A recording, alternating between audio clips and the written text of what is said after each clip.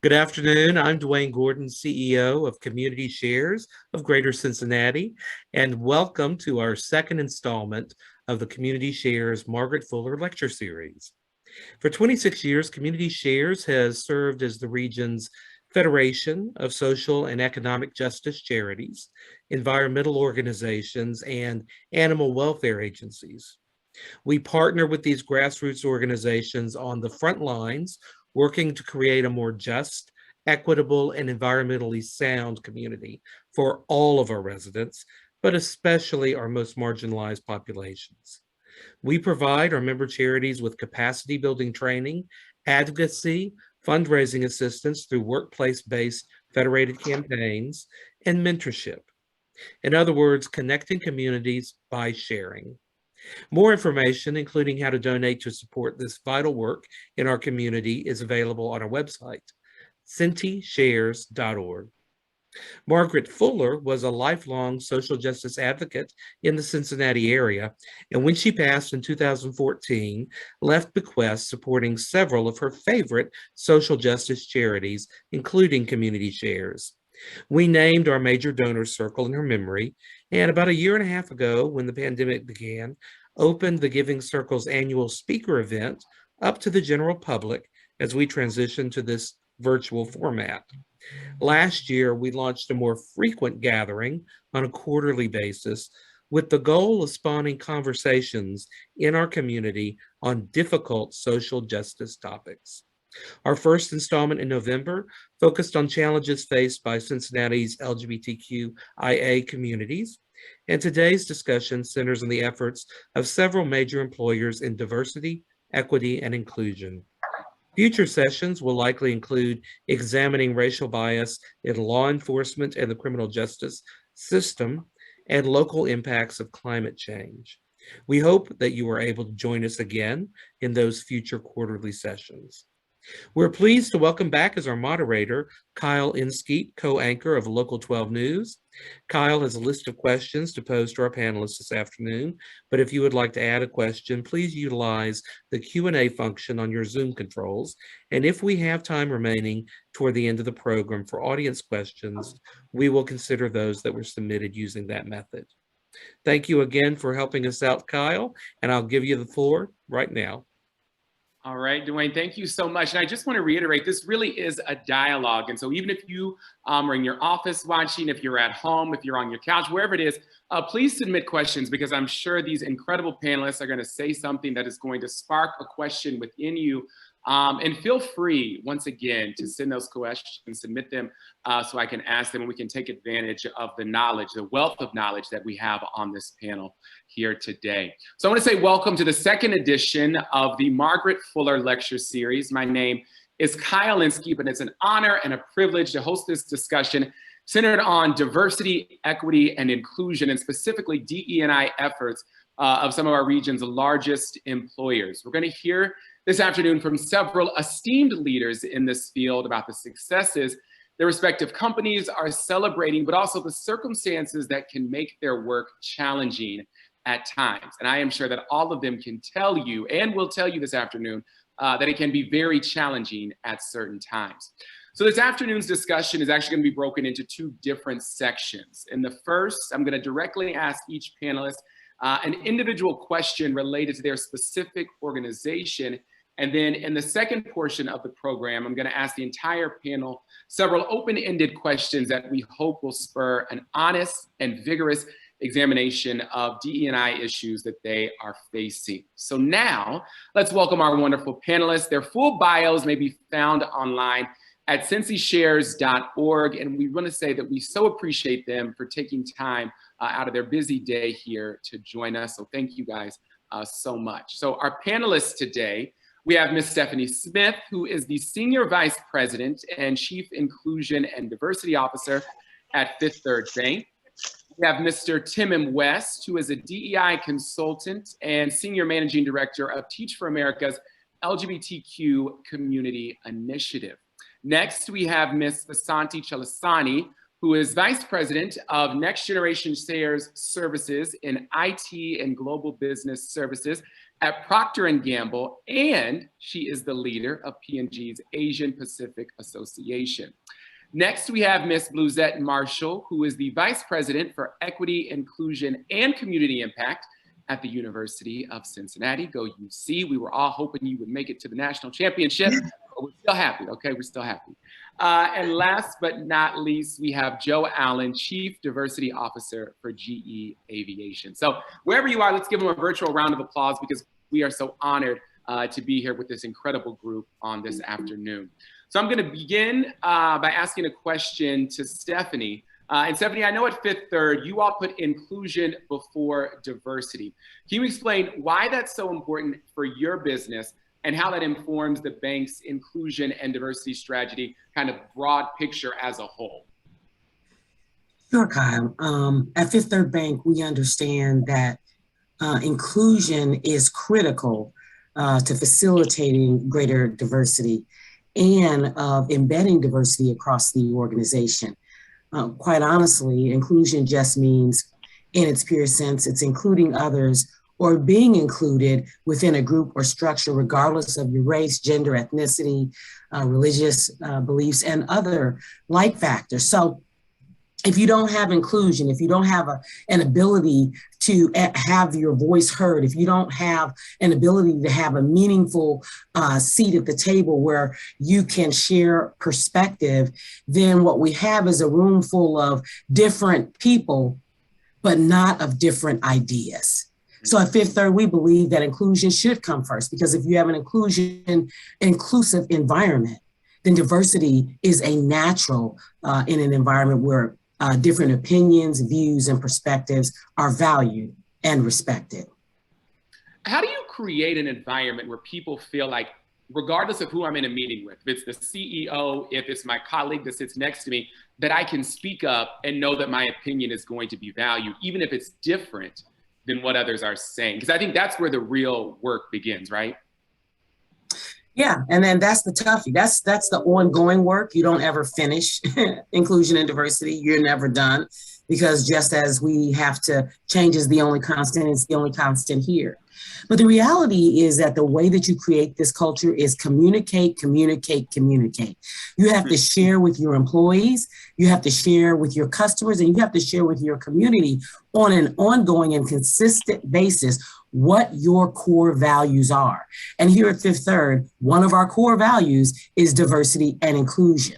Then you have to create the infrastructure and the framework to execute on those perspectives and those groups that are important to you. So we have our Executive Diversity Leadership Council, which has members at the highest level. We provide our inclusion and diversity results to our board. We also have 6 bold goals, which we communicate internally and externally related to our journey on inclusion and diversity. And when you go to our website, you can see that we have a leadership statement, and we have a statement about how we value diversity and inclusion. We have 8 executive business resource groups across our enterprise. We have 65 regional business resource groups across our 11-state footprint, and we have 13 inclusion councils. We also participate in key benchmarking surveys like the Human Rights Campaign. This is the 7th year in a row that Fifth Third has received a 100 score on that index. We participated in the Disability Equality Index. This is our 2nd year. We have a 100 score on that. We were proud to be named a Forbes top 50 place to work for diversity and inclusion. Those are the things that matter. You have to message it, you have to develop a structure around it, and then we have to hear from the public and other groups that we're actually accomplishing the work that we're setting out to do. That comes from the voice of our employees after our unconscious bias survey. This is the 2nd year we've rolled out unconscious bias awareness training across the organization. It is mandatory. Last year, we had 2,300 of our employees complete that training. This year, it's about mitigating microaggressions. I am proud to say we don't have the last tally, but 5,500 of our employees have completed that survey. Kyle, that gives us a strategic opportunity to review what our employees are thinking, what they're saying, and to embed that in our actions. So those are just some of the ways that we execute on inclusion and diversity here at Fifth Third. I love that you guys are doing training on unconscious bias and things like that, because so many times people aren't aware of it, right? It's unconscious. And we could talk about that for hours and hours and hours. So we're going to circle back to that. It's just a bit. But I want to go to Tim M for a moment. And Tim M, with your work with Teach for America, and then also as a DE&I consultant for years, right? You're not new to this work. You're true to this work. So I want to talk to you about what you see as the greatest challenge facing those who work in this space of DEI today. Yeah, I would say it's especially as one, and people hear me, I'm at an airport, so that's not the most. We can hear you, yeah. People can hear me, great. As someone that's been working in the education space, as a professor, as a practitioner, as someone that supports principals and teachers, it's not lost on anyone that the debates around critical race theory, although so many that are objecting it don't really quite understand what it is and what it means. And so one of the things I like to be a proponent of is this concept of brave space, right? Early in my work doing sort of LGBTQ DEI, there was this important concept of safe space, and people wanted to ensure and sort of guarantee safety for everyone. I think it's created a problem that people get in rooms and no one's really encouraged to say how they really feel, right? And I'm a big believer that people don't know what they don't know, right? And sometimes it takes us leaning into something I call a brave space to create a space where people can feel that they can be authentic, share what they feel. And when I did diversity training among youth, it was as simple as oops, ouch, right? Somebody said something, ouch, that hit me a certain way. And then I give that other person an invitation to then say and be accountable for what they said that may have been harmful to me. I think youth do that pretty well. I think adults are not very good at it often. We want to guarantee those safe spaces. We want to guarantee safety. And a couple of things are important for that. One is grace, right? I have to understand that when someone says, I was on a call one time and a person used the word colored and race card in the same sentence. So I had to kind of put my face on because I was triggered in that moment.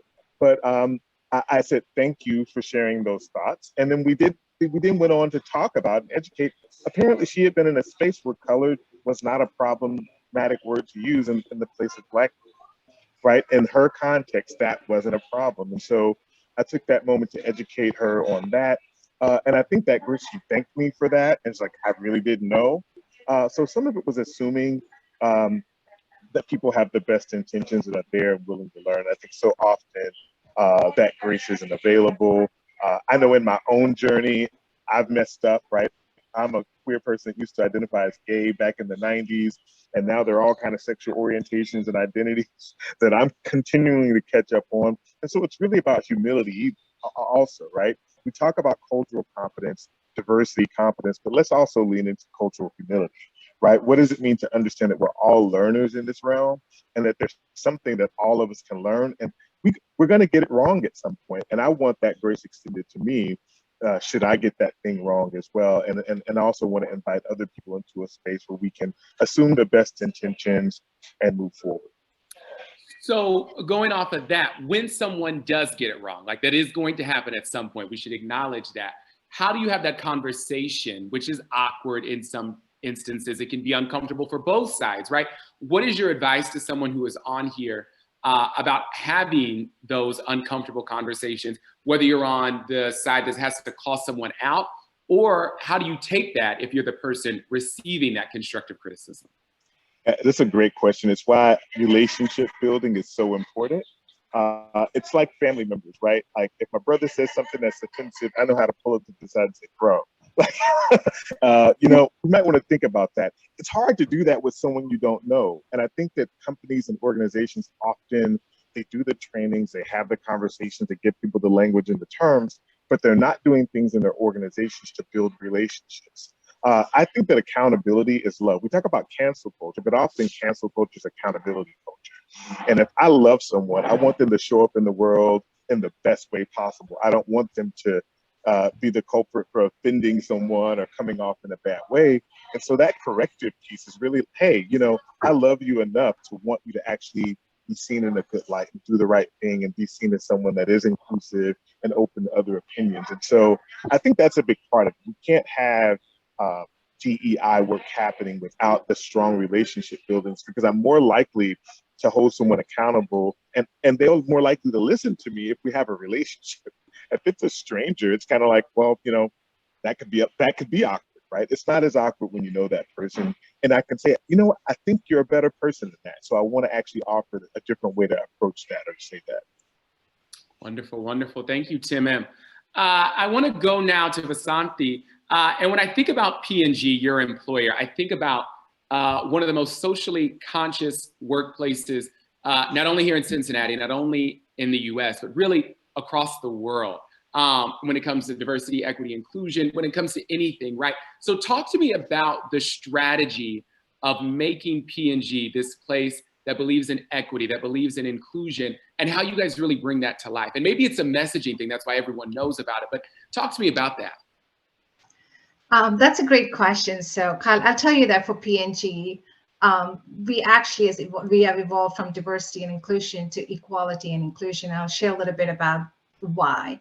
But for us, it's not a choice. It's not something we should do. It is a must. It's a need, because we touch as a company so many different factors in life, all the way from an employee to our consumers to, you know, to our partners that we work with and to the communities that we live in. So to us, the aspirational goal that P&G has set is that we want to create a company and a world. It's a company and a world, because we have that influence where equality and inclusion becomes achievable for all. So that's a big aspiration goal for us. And we also want to create the culture and inclusion as a part of our respect for people. You know, that people coming in feel that they're equal, they're not kind of being segregated or biased, and which is a very different thinking. And that's why our evolution happened from equality and inclusion, from over diversity and inclusion, because we want to build the progress that we have made.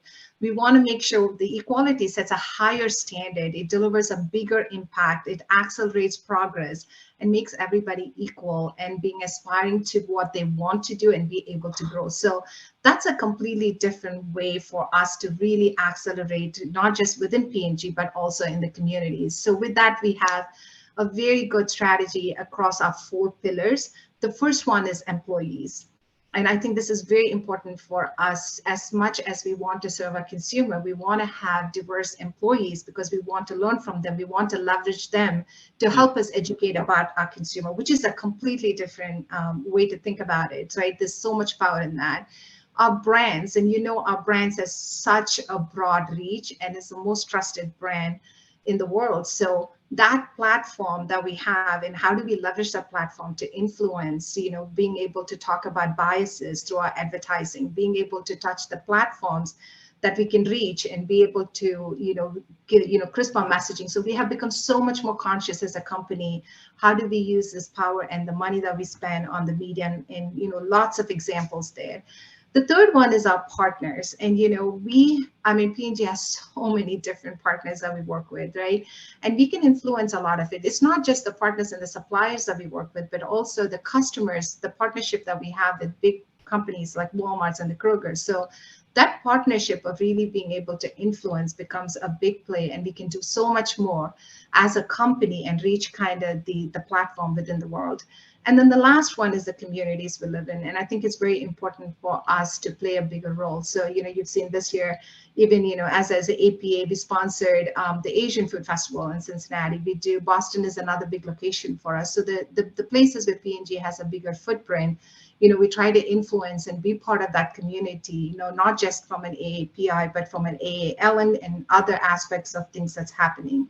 So I think for P&G, it's very important that it becomes a part of our DNA, both inside the company, we leverage our employees, but also we're able to influence externally and make sure we can make that change the world wants. Yeah, talked about, given the efforts that we've seen with Black Lives Matter and Stop Asian Hate, how P&G is using its role as this leading consumer packaged goods manufacturer and also a top advertiser when we talk in the world to drive an inclusive culture both in the company and the communities that you serve. Yeah, so it's we actually have done a ton of work, and I would say we're very proud of that. And I think both the Black Lives Matter and Stop Asian Hate happened kind of in a span of couple months, and Right. and so it was such a big inflection point for us to be able to turn and take that as an opportunity to influence. So let me talk a little bit about what changes have happened and how we're doing it. So first of all, we wanted to make sure we leverage the diverse employees and being able to elevate some of those voices like I talked about. So that was the first thing that we've done, is to really make sure the people within our organizations are feeling and being part of it. So, during the Stop Asian Hate, we spend a lot of time just within the company understanding the voices of our own employees and how they're feeling and because that's important for us. If you don't understand and have that knowledge, how do we influence? The second thing we did is we really kind of influenced, and we have hundreds of examples, and not just the Stop Asian Hate and not just the Black Lives Matters, but also taking it to global, right? Where diversity and biases between gender is big. Right. So we kind of stretched it all the way through, where we can influence by the country, the regions that we operate, what biases exist, and how do we change our platform from media to influence our ads, right? Becoming part of that, which was so powerful. And some of those emotional ads, when you see, you feel like it really touches your core, right? So that, I think, is being very deliberate. We never had a lot of I would say, diverse advertising agencies in our portfolio before, which we have deliberately added. So we have more, APA, media partners. We have AA media partners, because we know that they can bring that insight and that, to really influence that path forward. So we recently launched, Sesame Street. I don't know if you guys have seen. We've launched a Muppet. It's a Korean girl Muppet, and P&G actually worked with PBS and Sesame Street to launch Jiyoung, and we actually did it in a big platform for us to bring that, which actually matters, because we want kids to be able to, it's not just our consumers as women or adults, but we want kids to see themselves on the TV and being able to relate to them. So we're really kind of going across all platforms to be able to leverage the breadth of the brands and the reach that we could have, to be very deliberate, conscious, and making sure the messaging is touching and making a difference. It's not just because we want to be there, but really making the difference we want to make. So I would say I think P&G is doing a ton of work in this space, and continuing to learn and grow, I would say. Now, we also have done a lot of stuff by participating with, we have partnership with Ascend, which is a big platform for Stop Asian Hate. Understanding they're doing a ton of work in this space across US and kind of getting those insights. We launched a movie for the first time, a short movie, which is called Question, during the Stop Asian Hate, during that period, where the question is, everybody questions where you are from, what's your name, kind of just the little things that would matter to make it bigger impact. And so, which is, I think, a very powerful way to be able to drive those all the way from employee insights to the partners that we work, having the right partners to really being able to touch our consumers and making a difference. I'm already looking forward. I know you guys always do something big with advertising at the Super Bowl. I remember the talk a few years ago and how that commercial got everyone just to stop what they were doing. So I'm looking forward to seeing what you guys do this year. I know it will be inclusive, groundbreaking, and hopefully the Bengals will be playing. So lots of people in Cincinnati will be watching. I also do. My friend Joe, I want to talk to you because I know GE, just like many corporations across the country, has developed and expanded employee resource groups as a key component of its DEI strategy, starting with African American Forum that you all had, then a women's network, and expanding into groups for the Asian American Pacific Islander community, the LGBTQ community, Hispanic, disabled, veteran workers even. So how have these opportunities impacted your diversity, equity, and inclusion efforts? And how do you expect these resource groups to expand even more looking 5 to 10 years into the future? Yeah, no, thanks, Kyle. Well, first of all, let me just say it warms my heart to hear everyone and their comments that they're, it definitely rings true from a lot of my experience. So from our employee resource group perspective, look, I've been with GE for 33 years. I know it's hard to believe, but 33 years. And with that, I'm a member of our African American Forum, which actually was created over 30 years ago.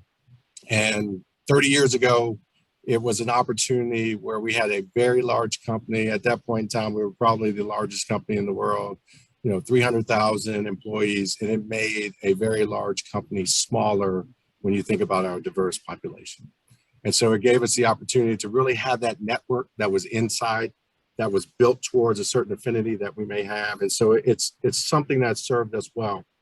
I would tell you though, over the last 30 years, we probably have become complacent from the perspective of not only within the ERGs, but as a total senior leadership team that we've kind of left it to them to solve problems versus everyone's accountable. Everyone owns diversity. Everyone owns inclusion. And so what we're doing now is how do we actually come into this and look and say, okay, one, how do we make our ERGs, our employee resource groups, contemporary to what folks need today, the next generation, the current generation, as well as my generation?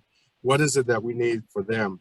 But in particular, how do we get them involved in not only just being a part of how we shape the company, but really from a perspective of provide self-help, but drive that accountability and that perspective. I heard a number of different people talk about, it's about understanding. It's about making sure that we understand what makes us who we are. Our allyship, our advocacy, those are big pieces of what we do and how we continue to try to really close the gap. But that being said, we don't want to make it so it's just the African American Forum's problem or to go solve. We want to make sure that we're a part of it. And it just give you a little background on me. In those 33 years, I was in the finance space for 25 years. I'm not an trained HR professional. I spent 6 years after finance running a business for GE. And when I was asked to come into this role, it was really to come to have a critical eye on how we approach I&D. Stephanie had talked a lot about the inclusion aspect. That's a big piece of what we want to do today as well. We talk about diversity. Diversity is a little easier to actually get a grip on because you can actually look at numbers, you can actually count it. The inclusion aspect is much tougher. And for us, it's really about how do we create the right environment for our diversity to grow. I actually heard someone mention it, diversity is the seed, inclusion is the soil. We don't spend enough time on the soil to have the seeds grow. And we've got to do a lot around the culture, and that's what we're focused on. So I spent 3 months just really jumping in and understanding where are we? What's our landscape look like? What do the numbers look like? How do we create some operational rigor around? How do we pull our teams up through, I'll say the system? Of all of our ERGs, our employee resource groups, they probably have 4 different things that are in common. It's around how do you recruit talent? How do you retain it? How do you develop it? And how do you promote it? And so we want to look to make sure that all of our processes inside are fair and equitable and everyone has that opportunity. We have a lot of work to do. We've done a tremendous amount this year, the last year and a half, but we have a lot of work to do. And so it's a great opportunity for us to really leverage the teams to make sure that we're doing and meeting them and what they need and where they are. But I'll tell you, and we'll probably get into this at some point throughout the discussion, what makes it very difficult in my role is that 50% of our population is outside the US. So I've got a large population of folks who sit there and say, hey, look, you guys are actually too US centric. Right? I need you to help me with what we're going through in my region, in my country, and so on and so forth. And so there's a lot of opportunity for us to continue to grow. We're looking at how do we make our employee resource groups much more contemporary to be global in nature. And so more to come on that as we learn. And we're humble. I heard Tim say that we've got to be humble in everything that we do around this. Joe, one more question for you kind of as a follow-up. You talked about recruitment, retaining employees. And when I think about it, they're, especially Black and brown individuals, in some sections of STEM fields are vastly underrepresented. How do you guys combat that? And how are you working to get more Black and brown individuals in some of your early professional programs or making sure your workforce stays diverse? Yeah, it's really about partnering. I actually do a great partnership with our university relations team. really thinking about where we're going, how are we recruiting, and who's recruiting. And that's where we actually pull in a lot of our employee resource groups to be a part of the face to GE into the universities. But we're actually taking it a step further. I mean, there was something announced about a month ago, a little more than that, probably 2 months ago now. Next Engineers is something that we're doing here specifically in Cincinnati around what can we do to invest in the city of Cincinnati's underrepresented population to be involved in engineering, specifically in engineering. We're going to continue to do everything we do in STEM, but we really want more engineers of the underrepresented communities to be the future of engineering.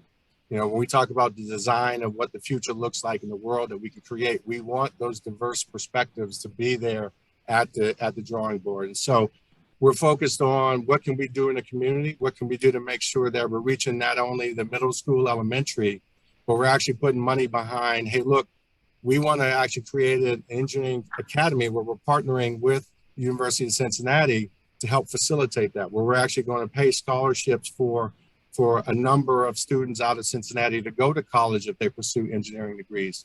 Now, the beauty of it, and I'm proud of the company for this, I'm proud of UC, we're not doing it so we get the enrollment of UC up, because the students don't have to go to UC and they don't have to come work for GE. It's for the betterment of engineering and the communities that we're trying to uplift. And so with that, there's a lot that we can continue to do, but you not only have to do a lot of work within the universities, but you got to get them very early. And that's where we have to spend more time on, look, how many kids actually know or have a conversation around what an engineer is? It doesn't happen on a daily basis. And so getting in early to help with understanding what that looks like and what that potential could be, that's what we want. And we want to continue to actually add money to it where we can actually make it come to fruition. I think it's so incredible when you said it's about who is recruiting and where you're recruiting, and who is so important to that, because I've gone to journalism conventions for our National Association of Black Journalists, and you'll go to the career fair and you'll go up and talk to a company and they will have said no minority recruiters to an entire fair. And you're like, is this representative of your company? If so, I don't know that I necessarily want to be there. But I think it's so important that you touched on who is doing the recruiting there. And when you talked about that program at UC, that was the perfect segue to our next speaker here this afternoon, Ms. Bleuzette. And at UC, we know that UC's diversity, equity, and inclusion efforts utilize a 4-point approach. So belonging, agency, cultural competence. We could talk about that for a whole afternoon, and accountability as well. So how do these 4 pillars intersect with each other to provide for a robust equity and inclusion program at the university? Again, cultural competency is such a vital skill, and I'm glad that you are teaching your students, but also those who work for you that. And I know that UC is one of the largest employers in the tri-state, so it's good that a lot of people are getting those skills. Yes, absolutely. Well, first and foremost, thank you all so much for allowing me to be among my esteemed peers here. You know, at the University of Cincinnati, we were really looking at our diversity, equity, and inclusion efforts. And at a certain point, the realization was we are simply counting people. You said you wanted a real conversation, so here it is. You know, we were looking to see how many African Americans do we have, how many Asian Americans, how many people with disabilities, how many women, et cetera, so forth. We also saw that while we may have been doing a good job recruiting them in terms of our employees and our students, they weren't staying. So we have this revolving door. And so as a result of that, it's like, you know what, let's reimagine inclusion. And let's really think about it in terms of, let's stop counting people and let's really make people count.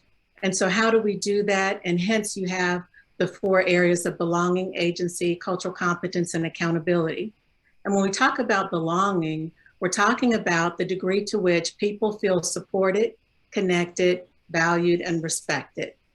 From an agency perspective, really encouraging and empowering people to use their personal power, I call it their superpowers, to impact positive change within the university environment. And that third of cultural competence, we know it's not a destination, but a journey, but really making sure that people, one, are aware. We want to make sure that we are raising their knowledge, their skill sets, but their ability to navigate lines of difference and do it in a way that is respectful. And then lastly, accountability, because we've seen a lot of efforts launch and linger, but really not make the measured difference that we want. And from an accountability perspective, it's really about the degree to which we own our actions and our decisions. We correct them if they're erroneous, and then looking to leaders and managers to make sure that everyone within their charge is conducting themselves in a respectful and a responsible manner. And so by working in all of these 4 areas, it's really making our diversity, equity, and inclusion efforts more central to the person.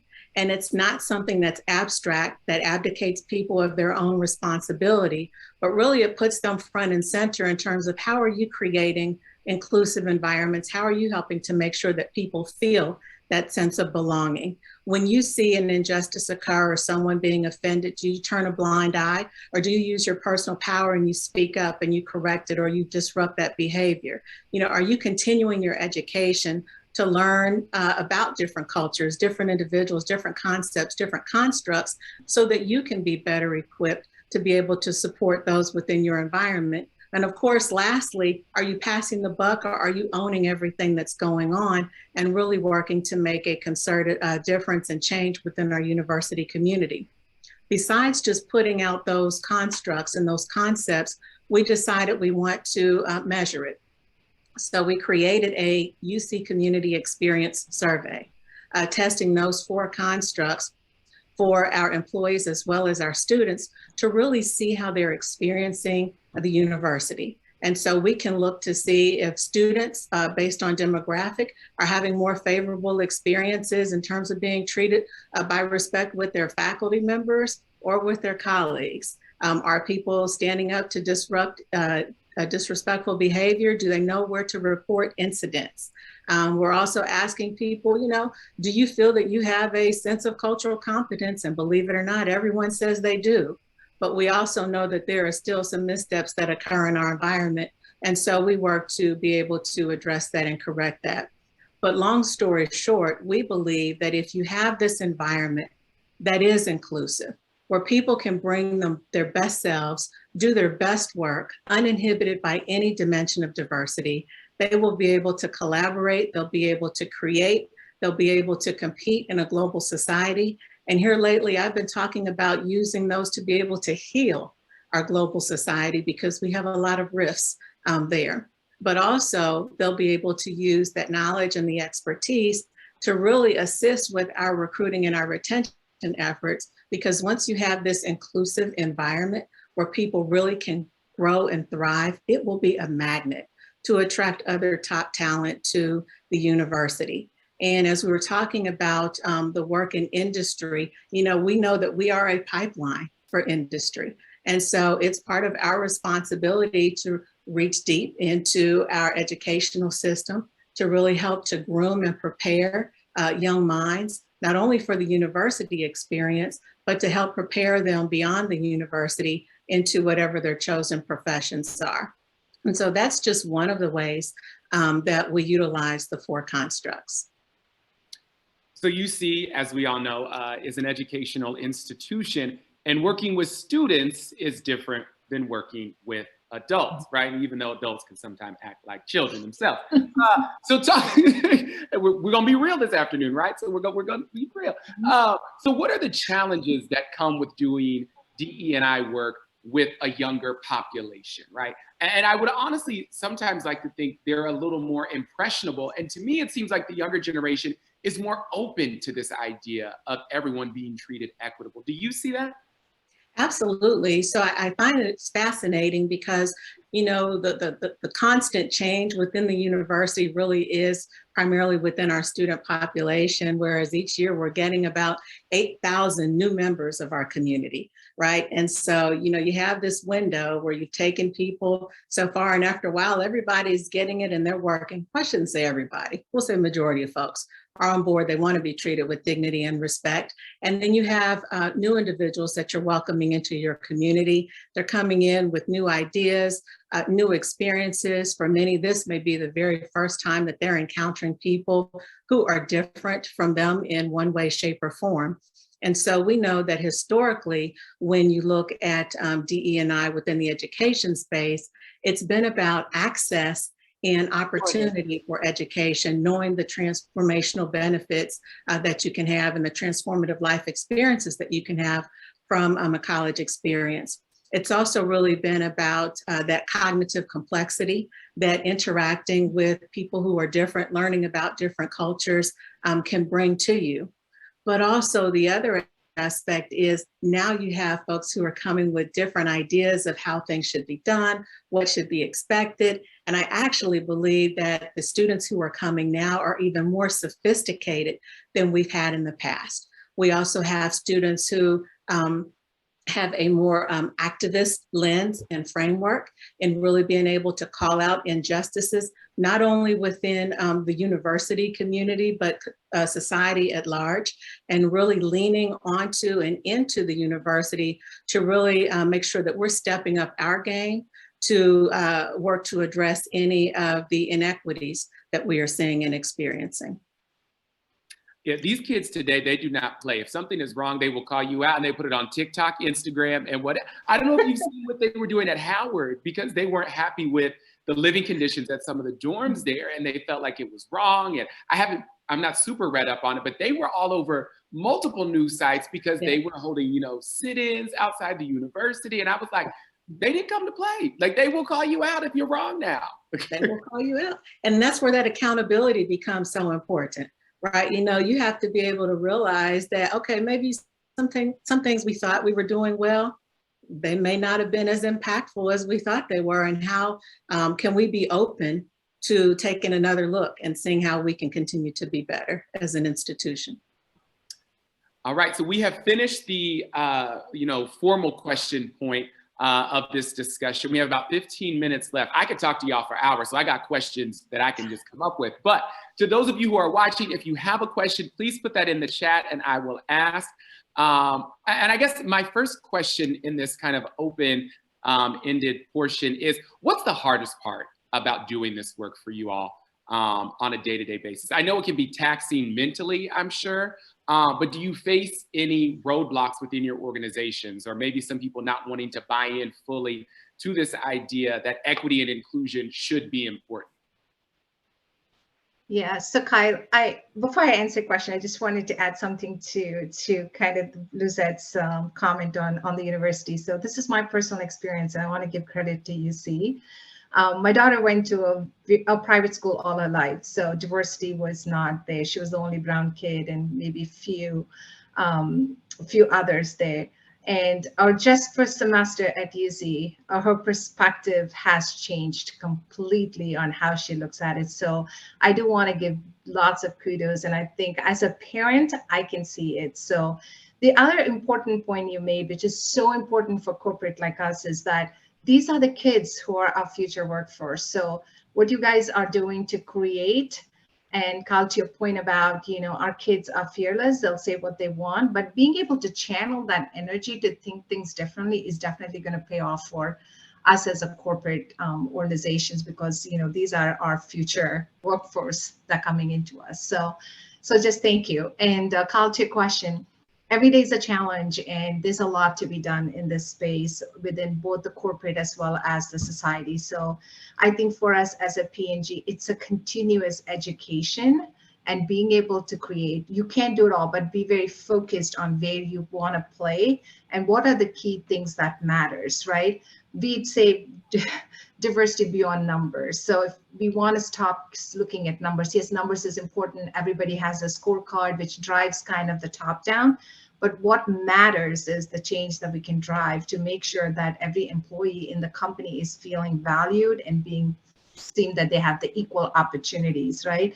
This takes in like educating managers, educating peers, that somebody mentioned, Joe, I think mentioned about training, which becomes so important for us. So, we all are doing this on top of our day jobs. And so how do you really kind of create that momentum that becomes almost kind of the culture within the company, so you don't have to be educating, right? The other thing I think last year has been very difficult with Stop Asian Hate or, Black Lives Matter. It was a big inflection point for us, which really turned the corner for us to start realizing that, are we listening to our own employees and their voices, and how do you take that and be able to channel that the right way and being able to make a difference? So I think for us, we're doing a ton of work in P&G. We know there's a lot more to be done in this space. Yeah, Kyle, I would say, it's the challenge is for every person that embraces inclusion and diversity, there's someone who feels threatened by it. And so it's around the continuous communication. I think Stephanie had said it earlier, is that you have to over communicate. You have to communicate to everyone. We're unfortunately so polarized in our views these days that we don't actually get to give our perspective without someone trying to tell you why it's wrong, versus why here it is what it is, and please be respectful and let me get it out, right? So it's really it's a little bit of being a referee. It's really about creating the type of training. We've done all the unconscious bias, but we've actually created, and kind of back to your question to me earlier around our employee resource groups, we are leveraging them in our training and awareness sessions to give their perspective, to understand what it's like to be the only person potentially who doesn't look like anyone else in this meeting, to be from a certain region or country where you don't speak until you're spoken to, and that's culturally, how you're not engaged into sessions, but no one knows that, and no one pulls you into the session. So it's about the awareness. The biggest one that I'd say that we probably have created, and it's unfortunately out of necessity, is facilitating difficult conversations, because people are afraid of having the difficult conversations, nor do they know how to have them correctly. And so that's a big thing in what we do every day, is really around awareness, it's around perspective, and it's about the respect. And again, it's not one group, it's everyone's responsibility. It's senior leaders' accountability. It's anyone who is a part of an organization's accountability. And we've got to drive more of that. And that's what we challenge ourselves to every day. But it's hard. It's hard. I couldn't agree more. What I would share, and just appreciate the authenticity, is that courage is really the currency of this work. Most of my businesses, my 24-year career has been on the line of business. And really, you have to have courage, persistence, will to sustain. Because nobody wants to have, what Joe said, those challenging conversations. And in our Executive Diversity Leadership Council, when we were creating and establishing our Accelerating Racial Equality, Equity, and Inclusion Strategic Initiative, there were moments of sincere quietness. You could hear a pin drop, because we first have to admit that none of us are experts in any of this, or else this wouldn't be done. We wouldn't be on this call if we had solved for this. And so at the end of the day, it's about what is the courage and the persistence and the inner fortitude of the organizations to sustain these efforts. We saw this in the 60s. We saw this in the 70s.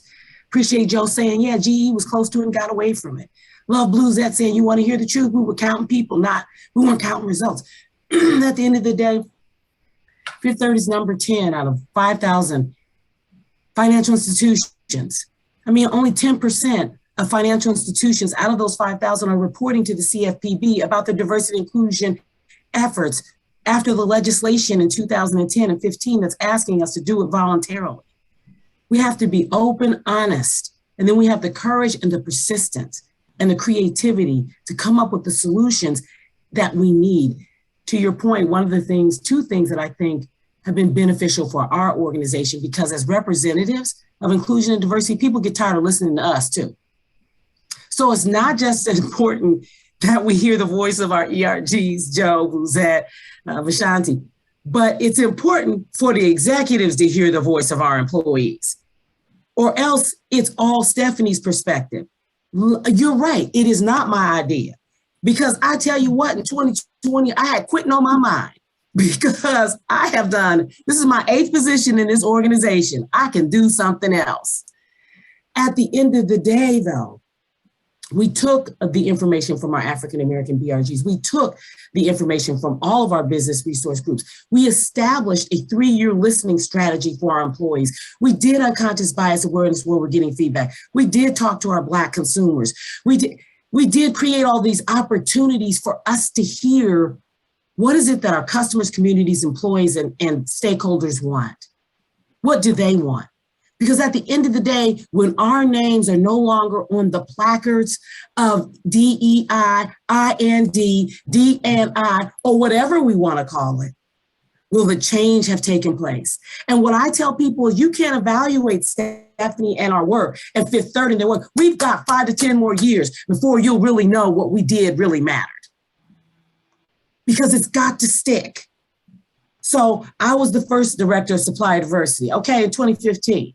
Behind the times. Well, now there's a second one. Will there be a third one? Will there be a fourth one? Because will the bridges that are built stand the test of time? And the only way to know that is from our customers, in our communities, and the voice of our employees. Because I can tell you all day long, I'm working hard for this bank. But hard work is not what it takes. We have to understand that we need pressure, and we don't like that. But without the pressure of our employees, without the pressure of our customers, without the pressure of our regulators, we're going to stand still because we were obviously perfectly fine until George Floyd got murdered, until Ahmaud Arbery got murdered, until Breonna Taylor got murdered, until Asians started realizing that hate was spilling over to them, until the LGBTQ plus community realized they weren't safe. And there's been an escalation of violence against transgender. We were all just fine. So it's really going to be, what is going to be the environment 10 years from now, when you and I and others on this call have gone on to whatever is next? That's how we evaluate. And that's going to mean we're going to have to allow ourselves a tremendous amount of discomfort. You want to, Kyle, listen, I lost 80 pounds during the pandemic because we were meeting weekly for 2.5 hours to talk about all this stuff. And it wasn't fun. So if people are getting into this work because they think they're going to have an exciting, good time, tell them to give me a call, 513-534-3395. Now, look, I grew up in the church, and so I believe we should say the doors of the church are now open after Ms. Smith gave us diction right there. Okay? But we still have 5 minutes, and so that deserves an amen. I think you so eloquently put a bow on everything that everyone, the whole point of this discussion, I think, was to underscore that it's not easy work, right? It's not easy. And you can't, and I've seen it within my own organization. We had an issue where we didn't have any Black women on air, and it was a problem. And I think that we thought it was going to be solved by hiring 2 Black women. And it's like, no, it doesn't end today. Like, we need Black we need Black managers. We need this, that, and the other. And so many times I think companies and corporations think we can solve a problem like that. And it doesn't work like that. It does not work like that. And you guys have all mentioned that. We had one question in the chat that I wanted to get to. And I think that we've got so many people excited about what you were saying that it's gone up. Here it is. Let me find it. Given the work that you all are engaged with around inclusion and unconscious bias awareness, are you concerned about the potential impact of the current Ohio House Bills 322 and 327 or similar bills in other states which are seeking to legislate what types of difficult conversations are possible in schools, universities, and public agencies? So you may not be familiar with the exact bill, but the premise of it, according to this question, laws which are looking to legislate the types of difficult conversations that we can have in the workplace, essentially. Is that concerning to you? Well, I can assume it would be.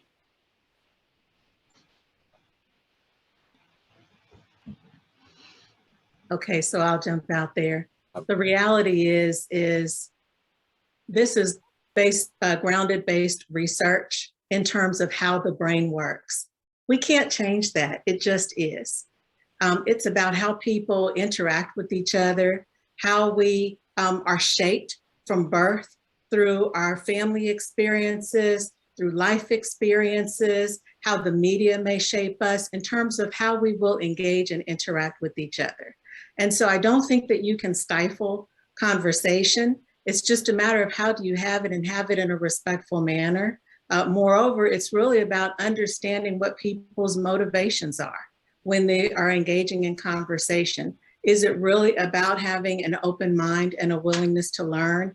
Is it about presuming goodwill and suspending judgment?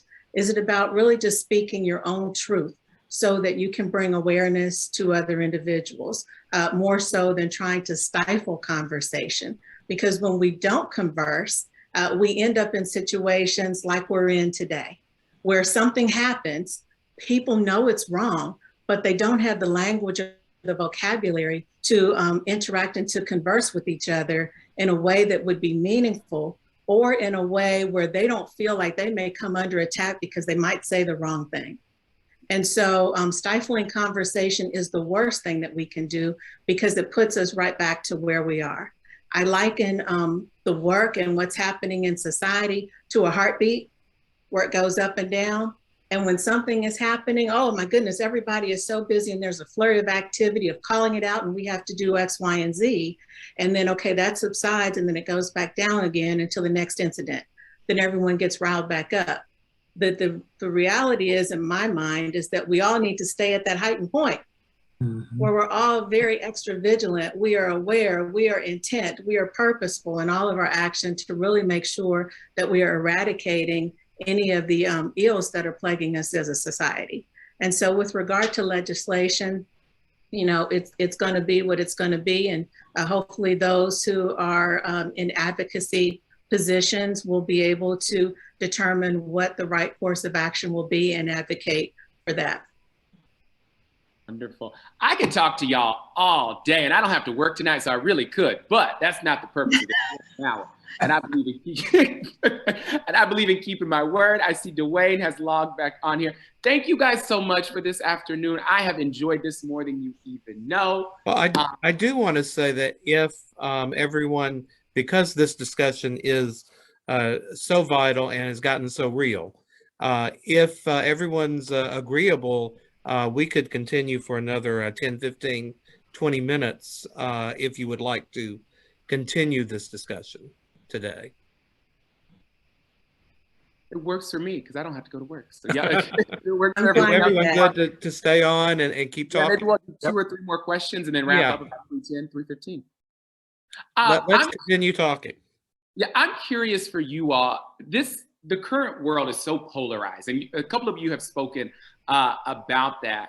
I'm thinking when we ran the George Floyd funeral, there was a viewer who called and told our assignment desk, get those Negroes off my screen. She didn't say Negroes, and hung up, right? That's where we are as a society. In the midst of that funeral, we had someone who called and said that. I can only imagine the things that you all are dealing with within your organizations. Given this moment that we're at, with everyone so firmly entrenched in their beliefs, what type of impact does that have on your work?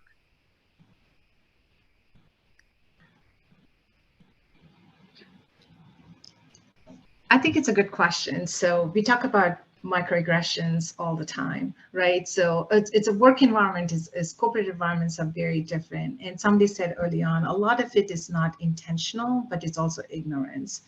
So as we have, I'll give you a lot of examples, right? When we have somebody of color getting promoted, people will say, hey, she got promoted or he got promoted because of, numbers, right? And that is painful, as much as what you just said was said on TV for somebody that's working really hard, right? Or you would see a lot of folks being offered up for roles and, being passed on. So this happens all the time. And sometimes, this is where the unconscious bias comes up, Kyle, where some of the things are intentional, some is not. So for us as an organization and really driving unconscious bias and equality, I think it becomes even more important to be able to use every instant as a teaching opportunity, as being able to incorporate that conversation with the managers. We have, we call mid-year reviews going on right now, and we're very intentional to say, as you're having this conversation with all of your employees, here's some of the things to think about. Here's how the strengths of, the folks of different, background, and how do you take that into consideration versus saying everyone should look the same way or everyone should talk the same way, and how do you, so I think it is a very important point, and it is I think Bleuzette said, and Stephanie said it right, you cannot just keep going. Not every incident is going to heighten up. This is an ongoing thing till we get to the point, what's the next thing you're going to work on. So so that would be, for us, it's a hard conversation and a lot of stuff to be done, but it's also educating people and taking the time to make sure that you're standing up and raising the voice. It doesn't mean I have to do it just for APA. I do the same thing for the other affinity groups that I work with. We connect each other. There's a lot of similarities. So I think just coming together to working just strengthens the message. Somebody said in P&G, so each of our affinity groups working separately, working together, and kind of looking at what are those things we can solve for could just empower much more rapid progress in an environment. So. We had a question. Oh, go ahead. Joe, were you going to say something? Okay. We had a question in the chat that I thought was interesting. Someone said they saw a study that said that younger employees will leave a company if they feel like it is not an inclusive or welcoming environment, or welcoming environments. And they're wondering, does that help or hurt DE&I efforts across the board? I could jump in. And so even before the younger generation is joining a company, they're watching us on LinkedIn, they're watching us on social media, they're watching us Instagram. We as a company, we have to be influencing them even before they come. So this is one of the things we don't do well, and we need to do more of.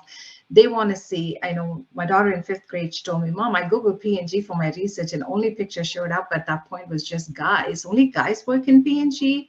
And that was a big aha moment for me. This was 8 years ago, was a big aha moment for me. So I think the younger generations are already looking at us before they come in. But I will tell you, as they come in, we also are hearing a lot of their voices out and loud.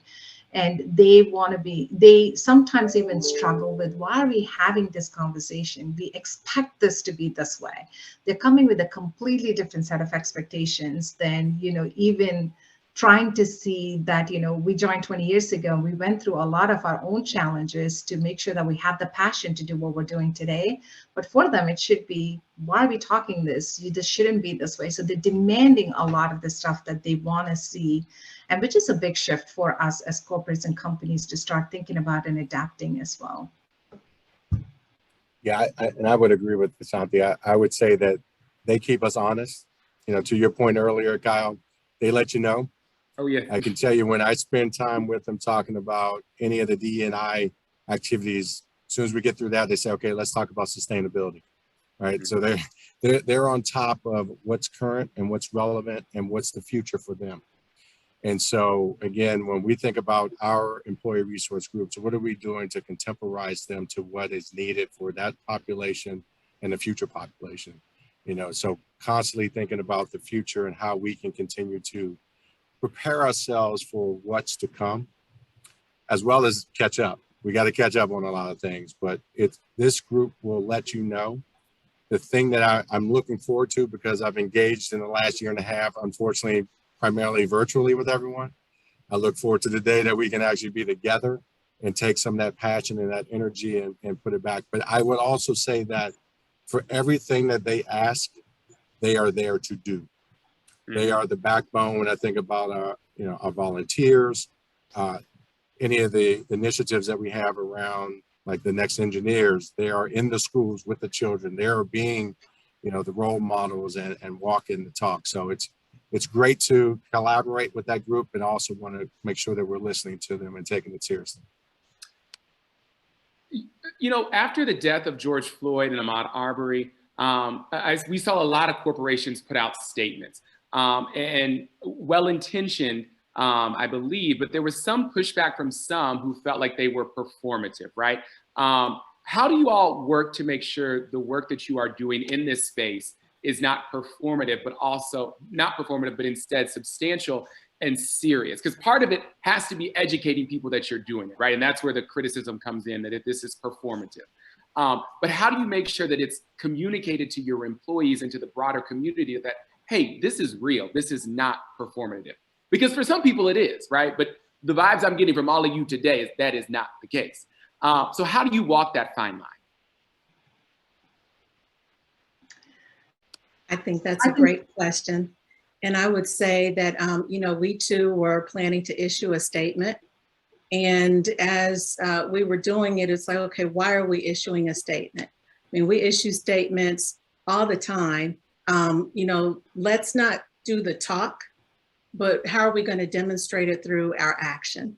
And so that's been really more a call to serve for all members of our community. Are we perfect? No, I believe that we're still a work in progress, but we have to live it, right? And so we live it by how are we treating each other? How are our employees treating each other? How are we treating our students when they're coming through the door? When folks are sharing their concerns or their experiences, are we acknowledging them? Are we working to support them and provide what it is that they need to really be successful? And so I believe and have worked with my colleagues to really, let's just demonstrate it. You know, folks say, you know, I can show you better than I can tell you. And so I want us to be able to show that we really believe and live the principles of equity and inclusion. And it's not just when emergencies or urgent crises arise, but it's all the time. I think that's so important, and really is the substance of everything, is the execution. Being in the financial services sector and having regulatory entities focused on diversity, equity, inclusion, Section 342 of the Dodd-Frank Act for the Wall Street reform, and we were back here again in 2009 and 10 with minorities and women from a business and a workforce perspective being marginalized during that time. As a matter of fact, African Americans lost the highest percentage of wealth since slavery. So a lot of, for us as an organization and as a financial institution, we were already aware that we needed to accomplish certain efforts. But again, those efforts, as I shared with you, less than 10% of anybody did anything, to Bleuzette's point. So when we got our executive Diversity Leadership Council, one of the things that we were really rather proud of is that Fifth Third, when we got that corporate tax break in 2016, our chairman and CEO said all boats need to rise. So we were the first financial institution to increase our minimum wage by 50% from $12 an hour to $15 an hour to 18 in 2 years, when you hear that other corporations, more than half of their people are below a living wage. That's the first thing, spread the wealth. The second thing to that is adopting the pay ban. So Cincinnati said, okay, for all of you corporations in Cincinnati, we're going to have you do a historic salary pay ban on pay ban history. That is providing W-2s and salary information from the current job you hold. Well, if you're a woman, that leaves you probably 25% behind and underpaid. And if you're a minority, it probably leaves you 30. And if you're a woman of color, it probably leaves you 40% underpaid. So you're starting at 60,000. The role on the market is actually 80,000. So for you, you're like, yay, 80,000. Just to get an organization, realize, no, that was the bottom of the band. It actually goes to 140,000. So it's those types of actions. We then invoked the salary pay ban history, not just in Cincinnati, but across our entire organization, our 11-state footprint for our 20,000 employees, to let these are the real things that you have to do to talk about equity. Equity is what's in it for me. And now we're working on our employee value proposition to tell people that want to come to Fifth Third, what's in it for me? Let's not just talk about young people resigning. Let's talk about the great resign. Let's talk about the people with early retirement, honey.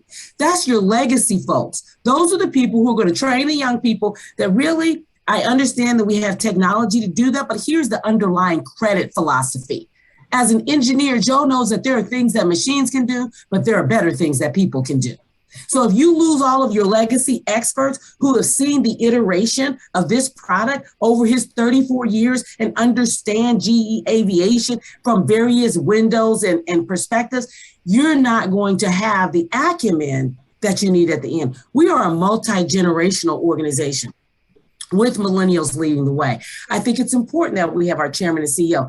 I also think it's important that our president, our current president, Tim Spence, is a millennial. He is bringing a different skill set to the game. So you have our chairman and CEO who's been around the block, and then you have our president who's been a consultant, who's into fintech, who understands digital. He was the American Bankers Association Digital Banker of the Year in 2018. This is also diversity. We can't create a culture for one group. Again, we need to create a culture for all groups. And unless we're able to do that, we will not be able to be an ongoing concern, which is how we say it in banking. And to Bleuzette's perspective, if this stuff isn't seen as real, if it's not with them and what's in it for me, we're not going to be believable. Then it's just going to be a bunch of talk and squawk. So we've got to actually enact. We pay bonuses to people on the front line. Fifth Third in the banking industry went from dead last to #1 in how we treated our employees during COVID. We have to have those types of tangible results, paying extra money, hit them in the pocket with some extra cash. That says we care. So some of the things that we have to do have to be practical, not aspirational. We have to hit our customers, our communities, and our employees where they live. And today, if we want to say equity, we need to give you a larger share of what all of us are doing here. Duane, I'm not going to ask another question because we'll go over the time. I'm not going to do it. I'm not going to do it. Well, I want to thank you to all of you for sharing your passion and your expertise and your experience with us and your obvious love for this community and wanting it to progress and become a better place for everybody. And thank you again, Kyle, for moderating our discussion. We'll be in touch so that we hopefully can have you back for the next one in April. I'll be there. I will be there. I enjoy it. And, may everybody who joined us today get some nugget of wisdom from our conversation that helps as we continue to try and develop a more diverse and equitable society that treats everybody with dignity and respect and justice. We're a long ways away, and all of us are trying to march there together, hopefully. If anyone would like to watch the forum again, we should have it posted in a few days to Community Shares YouTube channel and to our website, cincyshares.org. And you may also visit the website to sign up for our e-newsletter, so you'll be sure to know when our next lecture is scheduled in April. And we thank you all again for joining us. And may you all stay fabulous and fierce and persevere regardless of what the world throws at you next. So good afternoon to everybody. Thanks, everyone. Thank you. Thank you all so much. Be well. Take care.